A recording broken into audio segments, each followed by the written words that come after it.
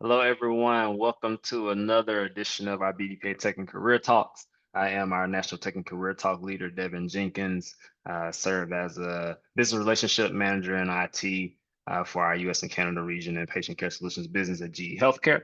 I'm also the founder and CEO of Share the Vibes LLC. So, based here in Charlotte, I see someone from North Carolina in the chat with us today. So, glad I'm not alone with all these Michiganers, the Michiganites here with us today. So, glad to have you with us. Before we jump into today's conversation, we'll start with getting a little bit of context behind BDPA, what this organization is all about, and what the Tech and Career Talk platform is, just in case you're not familiar. So you can have some context. So BDPA, Black Data Processing Associates organization, was started in 1975. So this is our 50-year anniversary. So 1975, 50 years ago, as a forum for building the talent pipeline within the African American community for the technology industry. We have a focus on developing computer skills, technology skills, and professional development skills in general among youth in the country, across the country, as well as being a forum for professionals that are in the field to continue developing their skills, expanding their network, and being all that we can be in this field. And our mantra is advancing careers from the classroom to the boardroom. So I'm glad to have you with us today. The Tech and Career Talks take place the second and fourth Friday of each month. This is our forum where we bring in a number of speakers to speak on different topics in a 1 hour session, all things related to technology and careers. So today we're talking a lot about innovation. Some conversations are around AI, cybersecurity. Some are more around emotional intelligence and how to do certain things to navigate your career. So we give you a spectrum of topics to cover whatever it is that you're interested in and that you need at your current juncture in your career. So glad to have you with us. If you're watching this on YouTube, like, share, subscribe, comment below, share this with somebody who needs to hear the message, because we know that there are plenty of people out here who could benefit from this conversation. So thank you, thank you, thank you. Lastly, two more things to touch on. I'll be remiss if I don't encourage you to go to conference.bdpa.org and register for this year's BDPA conference. BDPA Con 25 is going down in Atlanta, Georgia at the Westin Peachtree Plaza, August 13th through the 16th. 2025. So this is our 50 year, our golden anniversary celebration conference, and it's going to be special. So I don't want you to miss it. I think the super early bird rate ends today. So do it now, do it immediately. Conference.bdpa.org, get registered, and make sure you're there with us in Atlanta. Additionally, I have one more announcement. I want to bring it up because I don't want to get it wrong. But one of our sister organizations, National Society of Black Engineers, NSBE, is also celebrating their 50 years this year. So BDPA and NSBE were both founded in 1975. And the National NSBE Convention is coming up next week, actually. And there is a special reception being held, and I'm just trying to pull up the details so I don't lie to you, because I would never lie to you intentionally. So we have BDPA hosts NSBE's 50th anniversary celebration. So if you're attending the NSBE convention in Chicago next week, stop by Bar 22 Chicago on Friday, March 7th from 6 to 11 p.m. There'll be a special event going on between BDPA honoring NSBE. So collaboration is what we're all about. So check that out. All right, that's all the church announcements for today. And we're going to jump into our conversation. So we have a special guest with us, Mr. Keith Young, out of Detroit, Michigan. Glad to have you with us, Keith. How are you?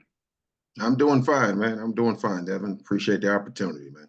Absolutely. Glad to have you with us. So I always like to break the ice a little bit with these conversations. It's easy to say, tell me your bio. Just give me tell us how you got here, which we're gonna get into that Man, too. But before we um, get into all of that, I always like to break the ice with a somewhat of a fun question. So Keith, going with today's theme of a color curiosity, talking about innovation. I want to ask you if you had no budget restrictions, no resources, not an issue, all the money you need, all the resources you need, no budget restrictions. What is one innovative idea you would implement this year? oh man, if there was no budget restraints, there's budget restraints everywhere. You know what I would do, man? I would probably focus on really providing resources in urban communities for innovation. I think when I look around the cities, and when I go to other cities, and I'm in Detroit, or from Chicago, or Philly, or Orlando, different places, there's just so much of there's a lot of space, but it's unused. And if it's used, it normally gets used for something that's kind of low tech or low value.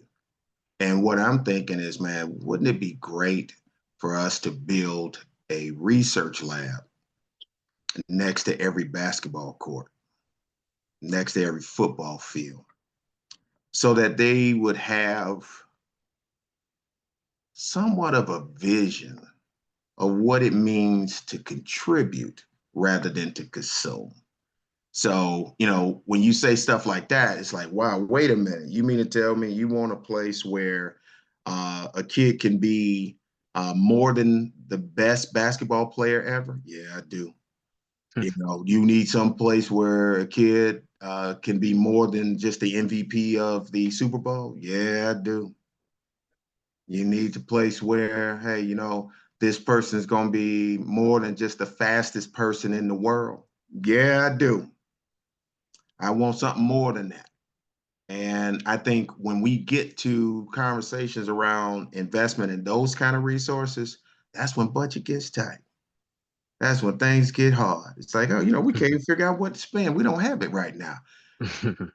But you had it to build a 20 million, $30 million stadium, $40 million stadium. You had it to build a 10 to $15 million jail, Mm. but you ran out when it was necessary for them to have more than what you would allow them to consume. And so that's kind of where I'm at, man. I know folks say, well, you got a maker space. Research labs are different than maker spaces. Mm. Research labs are where you go late at night when nobody else is watching, and you stay there and you keep working on it and you keep prioritizing innovation. Like, I'm going to make it better, but I'm not just going to make it better for me. I'll make it better for all these other folks around me. And so, maker spaces are good places to go and try out ideas and validate your thought process. But is it a place where you can go and build a community? Like, can you build a Microsoft in a makerspace? I don't know. I know that the guys that decided to do Microsoft, they got it started in the garage and then they stayed in the lab forever. And now you have this multi-billion-dollar company. Same thing for Google and all these other guys. So that's what I would do, man. You notice I said I wouldn't buy a new suit. I ain't said Yep. nothing about getting a car. I ain't said nothing about, you know, anything that would change the dynamics for future generations. That's where I would spend my money. That's where I would spend it. That's powerful. We when we think about innovation and investments and new ideas, we often think about what, the new technology or the new thing, that new business, Yeah, the new resource you could get, think capital, when we think about that. And all these things are true in your answer as well. But it's a yeah. different approach to it, and empowering communities to actually breed more innovation. So that's a unique spin on that. So thank you for sharing that. I think it speaks a lot to who you are and what you've done. So I'm going to take it back and get into the cliche typical question. What's your Yeah. journey? How did you get here? But yeah, you were recently named a nominee for the Presidential Award of Excellence in Science, Mathematics, and Engineering Mentoring. And no, that's not something everybody gets to say. So tell us about your journey, how you got to where you are today, and the significance of that recognition. Well, see, the journey, man, started 20 years ago. And I was in Hong Kong and I was doing some work, and the thought process was, how would my kids have the opportunity to see the world that I'm seeing without the investment, right? So I had to make some decisions on what investment meant, right? So way back, I want to say like 2012. I wrote an article to all the school people, all the superintendents. You can Google this stuff. And the article was entitled "Developing the Next Generation of Scientists: A Venture Capital Perspective." And prior to that, prior to writing that article in 2012, back in 2005, I decided to take my own money and put it into a laboratory in the city of Detroit. And so, the first thing, all the guys were saying was like, hey, man, what are you doing? You're going to build a laboratory in the city to do what? And I said, well, to create space for folks that would be able to do the type of work that I'm doing today. But see, I caught a couple breaks. I caught a couple breaks. I had some good teachers that decided, hey, look, stop being a knucklehead. Go ahead and focus. I had folks in my life that pushed me and said, hey, be the best that you can be, but also don't forget where you come from. And so I left my consulting position at Deloitte. So I had a real job, man. He's like, man, you don't never leave a consulting gig. He's like, no, I walked away from it. And I said I wanted to focus on venture capital in inner cities for young scientists, wherever they come from. And I don't care if they go to charter school, public school, homeschool. And I'm willing to start with my own kids as a baseline to saying, hey, look, this could work. So the lab just grew from my kids going to school and saying, hey, my dad's you got a lab, you want to do some science experiments? So then, we started seeing people like Antoine Cruz pop in. I was like, oh man, who's this guy? And then we saw, Evan Morton pop in. I'm like, whoa. Then Chandler Harris pop in. And then it was Antoine Green, and it was Destiny Taylor. And the number just kept growing, man. It just kept growing. And so, my family, we started here, then my family started getting bigger. Then I started going to science fairs. I started going to graduations. I started checking in on college scholarships. I started calling folks and trying to get them internships. I started finding myself taking folks with me to the United Nations. We walk in the hallways, um, you know, so it just kind of grew. And then it grew to the point where, I ran into people like Richard Vincent, right? That would say, hey, man, keep going. You know, Rich is like a historian. He's like a scientific historian on 2 feet. Okay, he could tell you stuff about, Steve Jobs and everybody else. So I got connected to this network, and then I plugged them into my network. All right, so my network was business guys and industry and United Nations, and I started connecting with teachers and principals, but more importantly, families like mine, people who would get up during the coldest days and get out there and push their kids, the ones that would give up their vacation or, their resources. And so once I found that group of people, that was it. There wasn't no going back, because ultimately, to build the kind of folks that we need in our communities, we needed to have someone who was willing to take a risk on them. Because when you do venture, the first thing everybody says on venture capital is that, man, it's high risk. Yeah, it could fail. That's true. That's true. When you're dealing with, different, families and different situations and different challenges, yeah, you got to manage the risk. You got to manage the risk. And sometimes risk management involves getting involved. Hey, I'll pick him up from school. Don't worry about it. I'll bring him home from the lab. You got to go over here and do an internship. Okay, how are you gonna stay over there? Okay, well, you got to get you some money for a rental car. All right, well, here you go. Nobody wanted to take a risk, and they still don't want to be venture when it comes to young African American scientists, regardless of the field. And we're seeing that now. We're seeing what folks think when resources are pulled away. You can pull the resource away, but the goal is never going to change. So we just have to change how we reach the goal. And so that's when you put Ecotek in the mix. And so all these guys is on this Zoom call. These are guys that I met when they was in the 6th, 7th, 8th, 9th, 10th grade. And I'd rather let them tell it, because I could tell only my portion of it, but they lived it just as much as I did. We got geologists on here. We got, doctors on here. We got engineers. I mean, from all walks of life that we met through this network. So that's the backstory, man. Everything else is going forward. I love it. I love it. And I see some of the faces lighting up. So I figured these were some of the members, the participants from the lab that are going to do some great things. So, They're gonna be outstanding. so I was going to ask you, what is Ecotech Lab, and tell us a little bit about that, which I think you already broke the ice on that one. So maybe maybe if there's a one or two kind of concise tagline you want to give us to sum up what is Ecotech Lab, we do that. But also I want to get into some of the success stories that you had, and maybe that's an opportunity to hear from some of those who are on the line today. But you birthed over 15 companies through Yeah. Ecotech Lab. I think you've been around 20 years or so. So that is a phenomenal feat there. So tell us, maybe just summarize what Ecotech Lab is for those of us who just need to hear it plain and simple.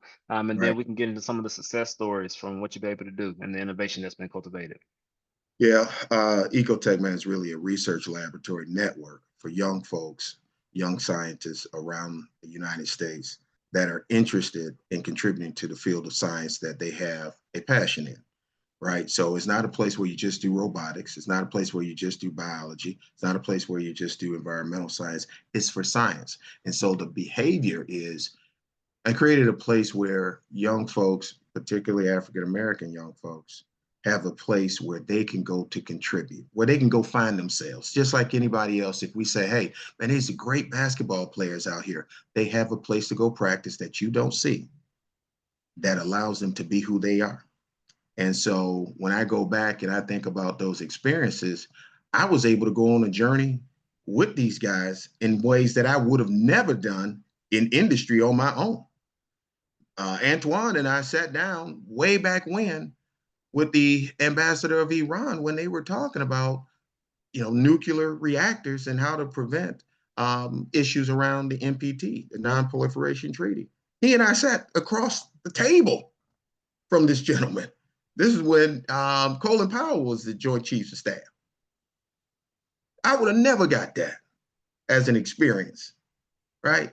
I mean, shucks, me and Chandler, he's done so much. Chandler and I did some work down in the Everglades. Him and it was me and who else was out there with us? Chandler, Jet, Jed Hampton. Yeah, I mean, we went out to the Florida Keys and studied dolphins on each side of the Gulf, right? The Gulf and the Atlantic, doing hydrophone research. I would have never had that opportunity, right? So when I think about Ecotech, man, it's a place where we've created a family of people, just like we've done with BDPA, just like we've done with NASB, but it's a place where you can go do your work.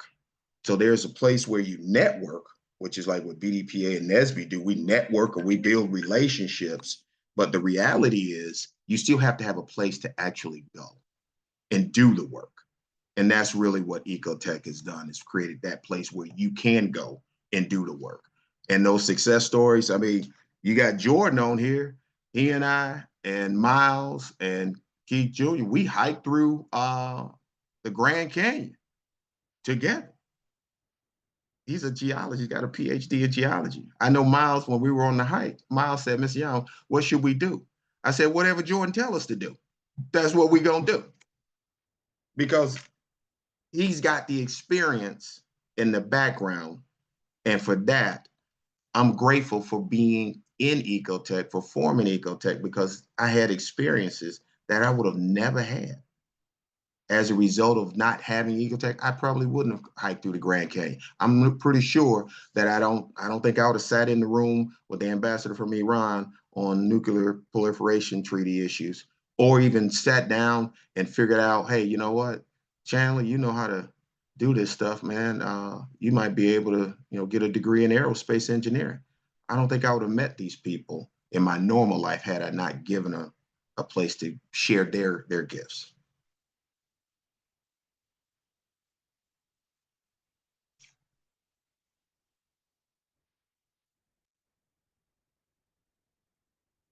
Can't hear you. Can't really hear you. Can't hear you. Got to get your mic on. Y'all can hear me, right? Yep, Yeah. Yep, I can hear yeah, you we loud can and clear, hear you. Keith. All right, the host is down. Man,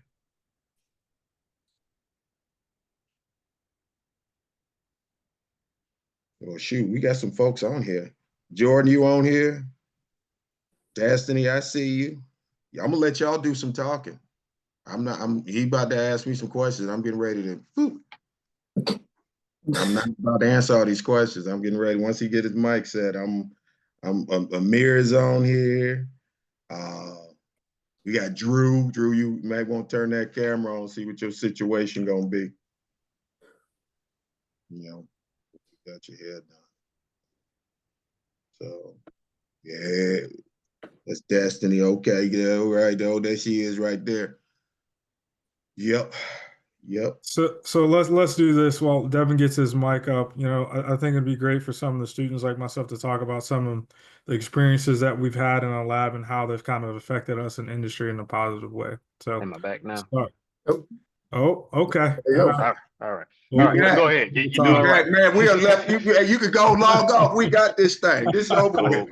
cool. I'll let y'all have it. Yeah. So, like I introduced myself, my name is Antoine Cruz, originally from Detroit, Michigan, live in Hartford, Connecticut, work in at Ensign Brickford Aerospace and Defense as a pseudo rocket scientist, and work on a variety of different products for space systems, right? And so, I think the biggest thing that Ecotech kind of prepared me, right? I can hear Mr. Young's voice, like preparation ensures success, right? And I know a lot of the students have definitely like heard that throughout the years. And I remember when Mr. Young kind of first got started at the lab, and I was in middle school. I'm in my late 20s, early 30s now, and it's just been a wealth of knowledge that's kind of poured into other students in the lab. And when I come back and I see their journeys, it's definitely somewhat exciting. So to answer the question, yes, it's been rewarding. It's been a phenomenal experience, and it's allowed me to also kind of get back to my own community here in local Hartford. When it comes to local science, robotics, or I have a mentee as well. Kind of, give back to community, that it's not always about investing in yourself. It's kind of giving back to your community. And when you give back to community kind of invests back into you. So I think that's kind of like the biggest thing that I've learned. So I kind of yield my time to some of the other phenomenal scientists in the group.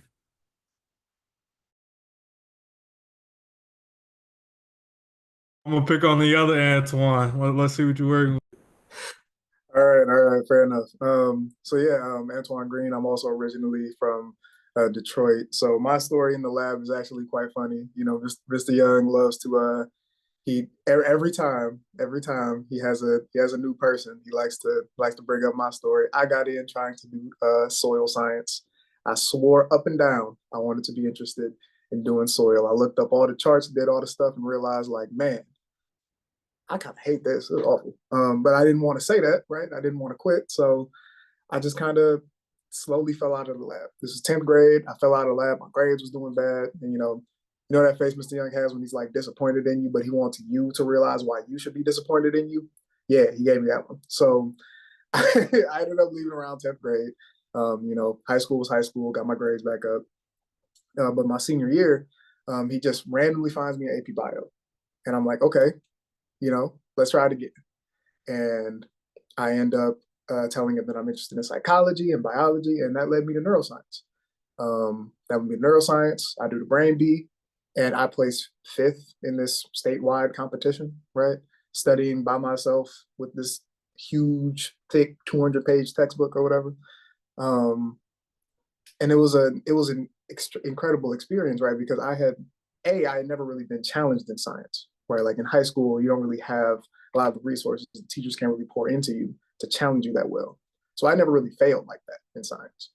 But also I had never really had that rebound of success, because of the failure, right? So, that teaching of like, doors won't be open all the time. So take opportunities where you get them, use failure as a learning chance instead of just like as the end of your story, right? That led me to getting my degree in neuroscience, and right now I'm working as a research specialist at the University of Michigan. My boss, whose office I'm currently sat in, is a psychiatrist who like gets regularly like $100,000 grants, right, to do his research. I think he likes me. I think we're good. He promoted me last year, so I think we're all right. But yeah, it was just the lab. Oh, and I'm also working to get into medical school this year. So hopefully we will have a medical doctor come out of the lab as well as a postdoc. But yeah, the lab has been a wonderful experience. It's been great being able to take the things that I've learned and from just like kind of expanding the lab's network, right? Because like I've wanted this in like the other Antoine. We won't compete as to who's the better one. We'll say call a spade a spade. As he said, like being able to invest in the community, having students come to me as like a neuroscience liaison, right, to people at the University of Michigan or at Michigan State, my alma mater, right. It's a wonderful experience to be able to be like, not only did I do this, right, I laid the path to make it easier for people who come behind me. Because Mr. Young was telling me like there's a lot of people now interested in neuroscience just because they saw somebody else do it, right? And that's amazing. That's amazing to be able to be that person, and it's all because of the lab that I was able to do that. Okay, I'll go real quickly because my time is a little limited. So hi, my name is Brianna Young. I'm the CEO of Literacy Logic. So I started off in the lab in the 6th grade, started with food science. And I would say my career path is like with a twist because I really got into the United Nations. We presented our research at the United Nations. And so now actually what I do, I run a global company. So a global company that teaches students around the world how to speak English and pass their state exam proficiencies. So this was a great opportunity. Mr. Young has consistently helped, push, encourage. I'm certified in the #1 state in the country for education. And I'm a certified reading specialist and also a certified teacher as well. And the experience that I learned in Ecotek helped push me to never give up, continue to keep striving even when things are difficult, and making an impact and including everybody globally around the world to continue on this journey and help as many students as possible stay in the United States and meet that standard proficiency of reading. I'll go next for a second. My name is Evan Morton. I've been able to interact with Mr. Young and everybody in here for just at least about the past 2 decades or coming up on 2 decades. I met Mr. Young back when I was in the 6th grade. Long story short, he saw a kid that was crying because his grades were bad, and we all had a conversation and everything, and it was just a whole revelation of, wow, somebody walked up to me and acknowledged that my grades were bad. I probably have to do better. So then we met again, and it was during the summer, and we had a competition. It was where we were making hydrogen fuel cell cars inside of a lunchroom at my school. And that's when I got the opportunity to talk with Mr. Young again, and he gave me the opportunity to come into the lab. Long story short, I found a passion in environmental science, being able to work on bioplastics, biofuels, going to the Green School Conference in Denver, Colorado to speak about biofuels, or even going with Chandler Harris and other students that were in the lab to the United Nations to speak to German ambassadors, speaking in German. I think that the lab has taught me a lot. The main thing that I always remember Mr. Young telling us was, what's the best way to hide something from a Black person? And it was to put it in a book. And back then, it was kind of like a revelation because I was trying to figure out what he meant. But then when I realized, oh, wow, I actually have to start reading to be successful, it was kind of like that door unlocked, So, so that was one of the main things I took away from my time with Mr. Young in the lab. And now even we are working together currently to this day, and he's still teaching me things such as you fall forward. It's okay if you fall, but as long as you fall forward, that's okay. So if I'm working with the students with him, or whether I'm working in inner city schools and helping the students create projects, or even in my own life with my debate students, helping them gain the confidence to speak, he's always in the back of the mind of, what would Mr. Young do in this situation?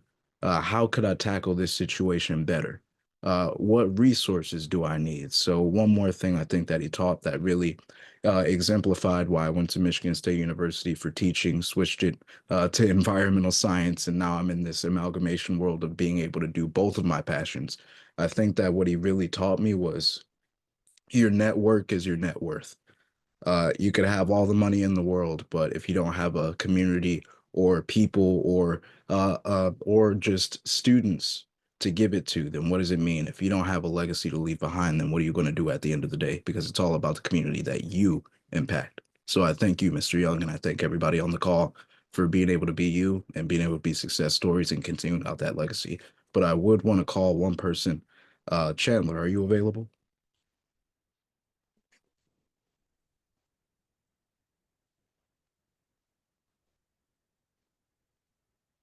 Yeah, we can't hear you, Chandler. Look like you're talking good though, but we can't hear you. Maybe it's Zoom. Maybe it's not us. Maybe it's just Zoom today.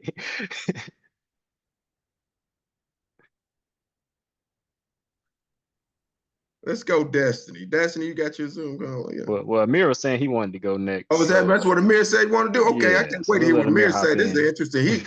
He one of the babies in the lab. Let's see what this is. I can't right here.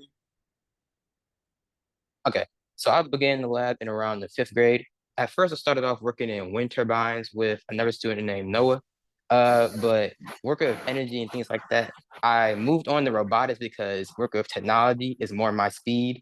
And my first competition with the robot, I had the battery on the whole time. So when the competition started, the robot did not move. So that taught me better steps about preparation and preparing for the future and just making sure I'm on top of my game. After doing robotics in the 7th grade, I moved on to 3D printing, which is I'm still doing now. 3D printing is additive manufacturing, which basically kind of allows me to build anything I want. And I usually do that in the automotive industry. Working with the lab taught me to work on my follow through and be more creative with my ideas.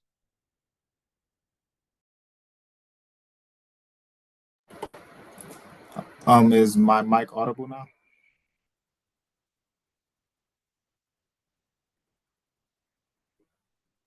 Yep, you're good now. Oh, you caught on me, Evan. You want me to give my story?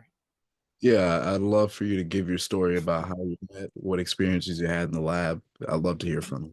Oh yeah, definitely. So I joined Ecotech Lab around the 5th grade, and Ecotech Lab really changed my life. It really gave me the opportunity to, explore the different fields within STEM all during, middle school and high school. And it really, I guess, put me ahead of my competition because I came into college, the University of Michigan Ann Arbor, already knowing my passion. Because within Ecotech, I did projects from creating my own biofuel from different renewable feedstocks. We made biofuel out of soybean oil, vegetable oil, all the way to creating a soapbox car and racing it within the Akron Derby.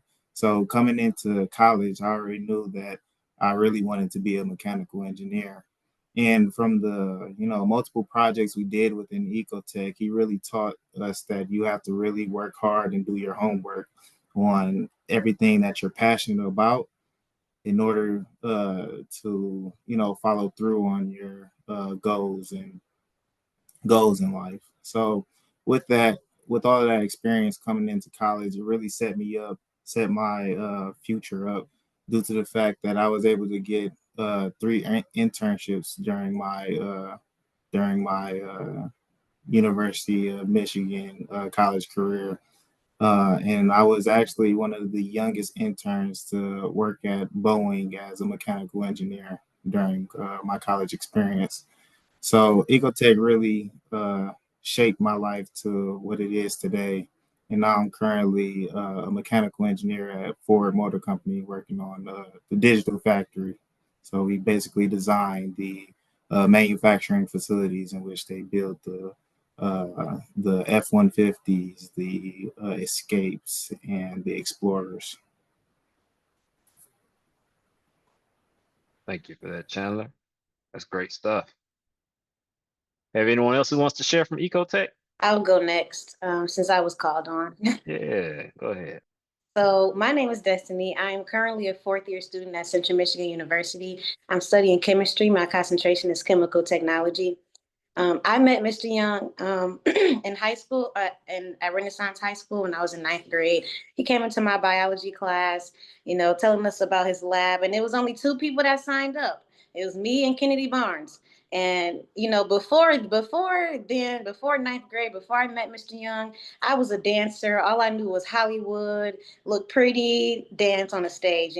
But so when I met Mr. Young, I was like, man, I should take this leap. Let me sign up. I need to do something else with my life. I need a little more value, something, grow my brain and not, just be flexible. So so went into the lab. I didn't know about anything that I never knew what I was interested in with science. I never knew what field. So when I was in the lab, I studied, plants, soil, robotics, mathematics, everything.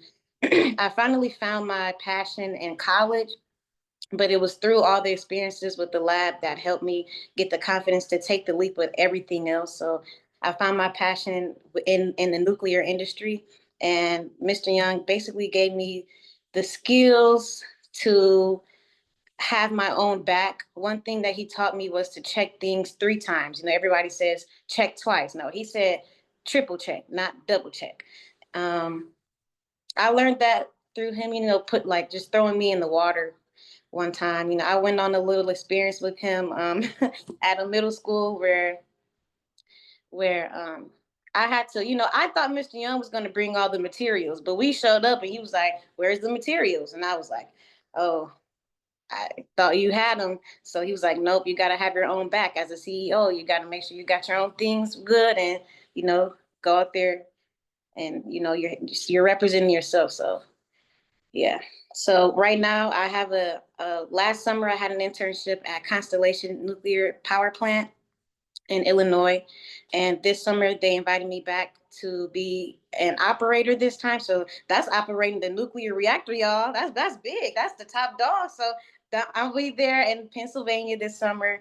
And I just really thank Mr. Young so much because he gave me the confidence and the skills to have my own back and just go out there and talk to anybody and just know that I'm better than just being pretty and being a dancer. Is definitely in the brain. And it just gives me a confidence to, like show up for myself and show people that I'm more than just a pretty Black girl, because some people just look at you that way. So. That's amazing, Destiny. Thank you for sharing that. Hello, everybody. How Yep. you guys doing? I wanted to go ahead and take some time to go ahead and talk to you all. Currently, I'm driving to the field right now.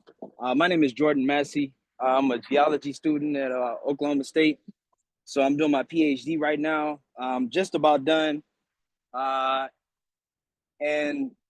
Ecotech has done a whole lot for me. To be honest, I didn't know anything about science until I met Mr. Young's son, Keith Young Jr., at Renaissance High School in 10th grade. And I remember he mentioned to me, I was always interested in like building out a science guy and seeing science on TV, but I had no idea that I can learn this stuff too. That I could be a scientist, I could be just as good or better than Bill Nye. So Keith invited me to come out and come hang out at Ecotek with Mr. Young and everything. And I learned so much, learn what a graduated cylinder was or, just a whole lot of whole scope of things that I kind of didn't know. We had this one great experience that I really like to talk about. We got to go down to the Gulf of Mexico when they had that BP oil spill. And I really at that time wanted to be an environmental scientist. I didn't know what part of the environment I wanted to focus on, but I think that kind of helped me solidify where I'm at now. Because while we were down there, we got to see some of the effects of the oil spill on like the aquatic life, on sea turtles and fish. I remember one time we were walking up and down the beach, and there were like 100 seagulls surrounding these fish that were laying on the shore. And I sat there and I thought to myself, I'm like, why aren't the seagulls eating the fish? The seagulls, they're the rats of the sky, and they eat anything. So that kind of threw me off and made me want to question like what's going on. And then it wasn't until I would say my sophomore year in college that I realized, I could be a geologist and at the same time study environmental science. So that's kind of my focus now. Now I'm actually going down to one of the largest springs in Oklahoma, and we're trying to figure out if we were to inject water into the ground, how would the water table respond, and if it would be beneficial for the resource for us to do this. And this last summer, I got to go and I had an internship with Occidental Petroleum, which is one of the big oil companies around, and they ended up offering me a position, full-time position in the summertime. So that's why I'll be going back. But I know a lot of these things, if it wasn't for Mr. Young's, push for working us hard and making sure that we know everything that we think we know, or if we don't know it, we're willing to learn and figure out and do the research, I wouldn't be in the position that I am now. A lot of times I think people's talents go untapped because they don't have the experience or the personnel to kind of guide them into those directions. And I think Mr. Young, what he's done and what he continues to do is necessary for people to realize what their passions in life are exactly.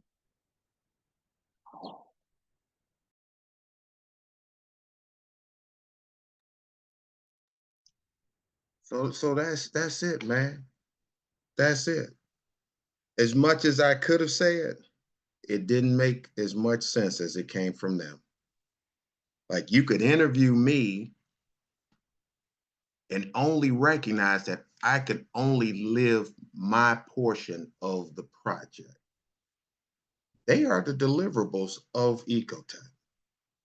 And they are from different areas, right? And so when we start thinking about people that want to be veterinarians, I've had so many young folks come and say, hey, Mr. Young, I want to be a veterinarian. Jet Hampton was my first veterinarian. I had more animals in that lab than I wanted. I was chasing rabbits, snakes, you name it. So I had this one pop in, she was about 2 years ago, about a year ago now. And she said, Mr. Young, I graduated from high school. I said, you graduated from the school? She said, yeah. She said, I want to be a veterinarian. I said, well, what do people at the little school tell you? She said, they didn't let me do it, but I still want to be a veterinarian. But I said, you graduated, right? She said, yeah, I graduated. I said, you still got time. I said, before you go to the college, I want you to come to the lab during the summer, and I want you to do whatever you want to do in veterinary science, and you just tell me what you need. Because we created a company called Petrix when Jet was in the 6th and 7th grade. Jet Hampton lives in Paris now. He's actually a science teacher in Paris, which is shocking. I know that class is getting all they can handle. But I wanted, Zanila to tell her story, because Zanila, she came to the lab after she graduated from high school, and she was 1 to 2, maybe 3 months away from going into college. And I said, no, because if you don't see this passion and potential before you leave our community, they're going to beat it out you when you get there. So I said, no, you got to see it. So Zanila, tell these people what you're doing with animals and electric vehicles and all this stuff. Hi, everyone. I'm Zanila. I'm a freshman at Michigan State University. As you guys know, I'm a late bloomer to Ecotek Labs, but being there was one of the best experiences I've ever had. When I first got there, Mr. Young, he said, yeah, I want you to do, he wanted me to work with animals. And he gave me this book and was like, yeah, I need you to see the body parts of this frog. I need you to do everything for this frog. And I'm like, wow, I've never done anything like that. It took me like a week. He was like, study the book. You're going to do the dissection this day, study it, get it done. So when I did it, he would come in, check on me, and leave out. But just that experience of learning it for myself was everything. And I feel like Mr. Young has given me so many opportunities. And every opportunity he tells me all the time, like, I want to do this with you, I want to do this with you. I say, okay, when are we doing it? When's we gonna have time to do it? Because I've learned that being in college and being in a predominantly white school, I have to take every opportunity that I can get, because not everybody gets those opportunities, especially in the Black community. So when he calls me and says, I want you to do this EAV conference and talk about pet carriers, I say, okay, I can do that. I'll make some time for it. Or I want you to come to Puerto Rico with me and go into the forests, the Everglades. that's fine with me. But the biggest thing that I learned from Mr. Young is just to take every opportunity that you can get, because you never know what people you can meet during the opportunity or what experiences you'll gain with that.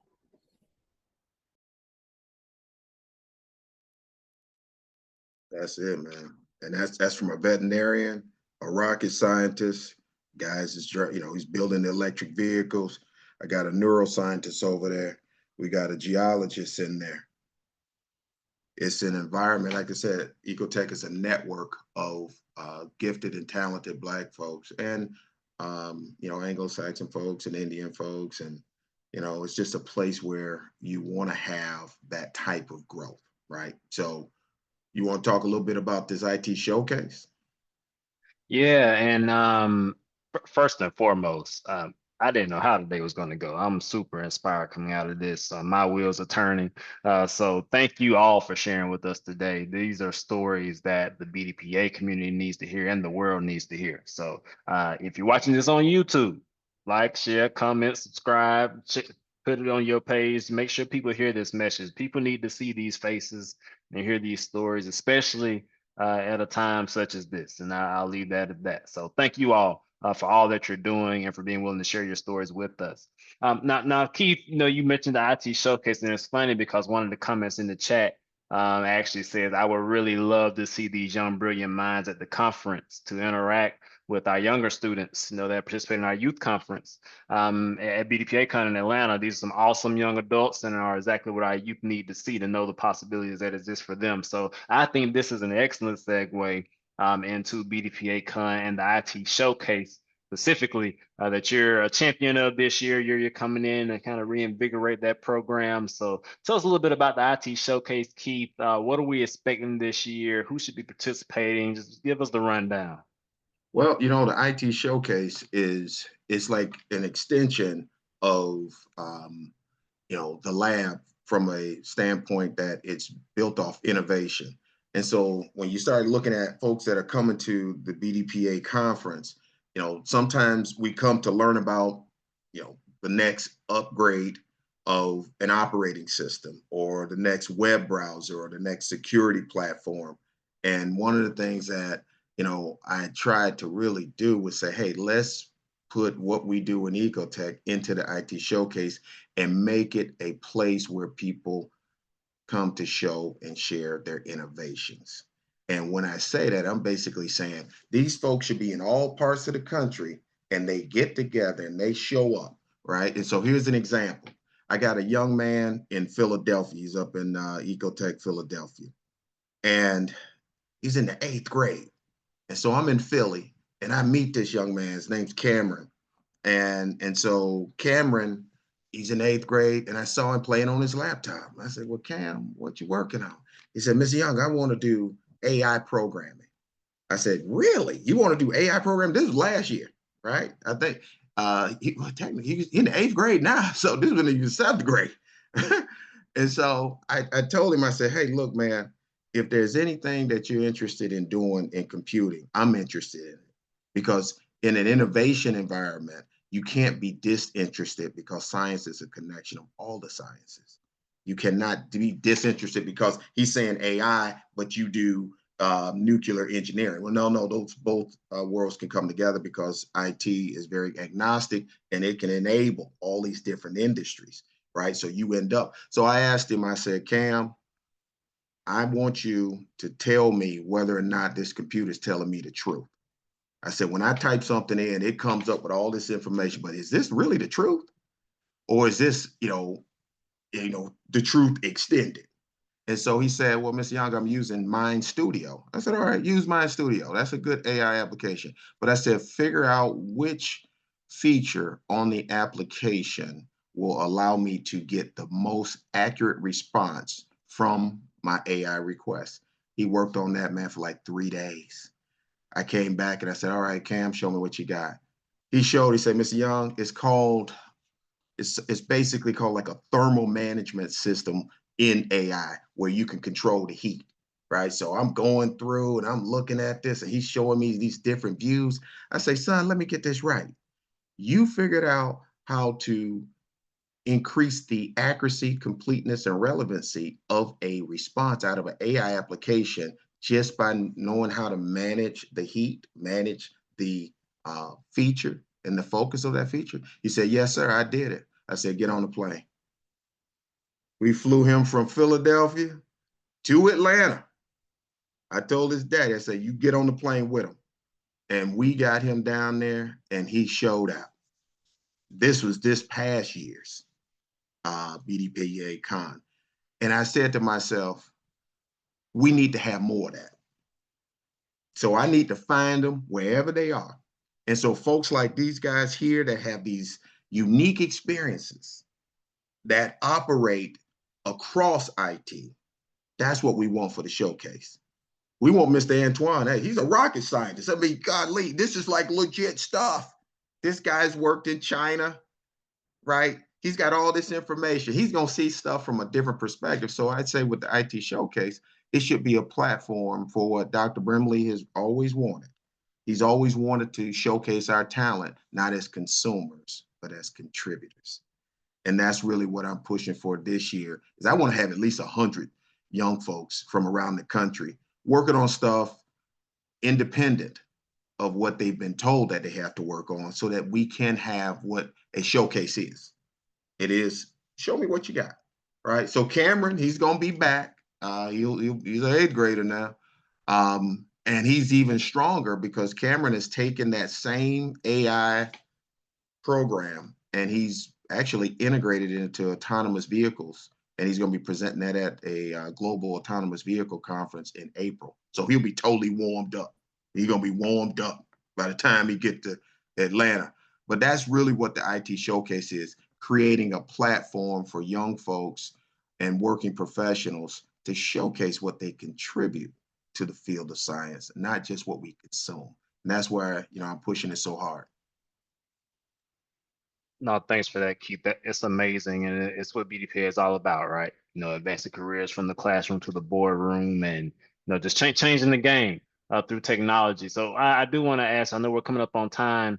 So that's excellent. We have these amazing students here that you've cultivated their curiosity and transformed it into innovation, from young ages. What do you say to the student, even the adults who may want to do the IT showcase? Or maybe they have an idea that's in their minds that they're sitting on, and they're scared to take that next step, or they don't quite know how to take that next step. What do you say to that person who feels they're not quite qualified to do what it is that you're saying they can do and drive this innovation? What do you say to them?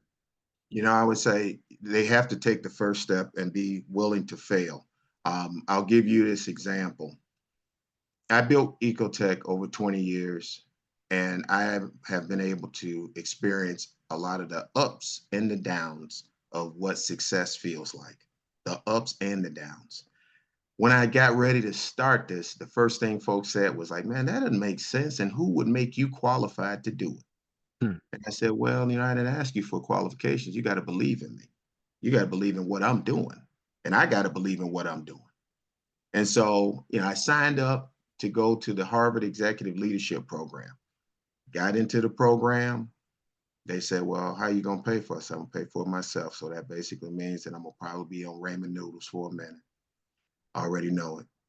And I signed up to go through this program. And they said, well, I assume you're going to go through a science program. No, I signed up for the Leadership Best Practices program. I signed up to be around people who were not afraid to fail.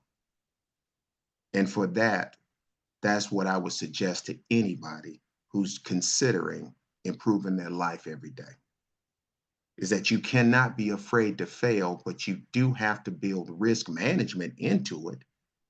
But you cannot freeze yourself up to the point that you try to do anything, like you just don't try at all. So when I say a bad idea is a bad idea, I don't know if there's any bad ideas out there unless you've tried it and you got data to support. Hey, that's a bad idea. But at the end of the day, I think we've been convinced that our ideas don't matter. And that's the reason why the color of curiosity is so important, is that my idea of having a laboratory for young African-American scientists that came from any walks of life, that would do any type of science was told to me to be not a good idea. But they don't say that now. Because I was willing to fail. I was willing to go through the hard times. It was tears, there was smiles, there was happy days, there were bad days. There was days when I said, man, am I doing this? What am I doing? And then there was times when I had to make the decision that it was bigger than me.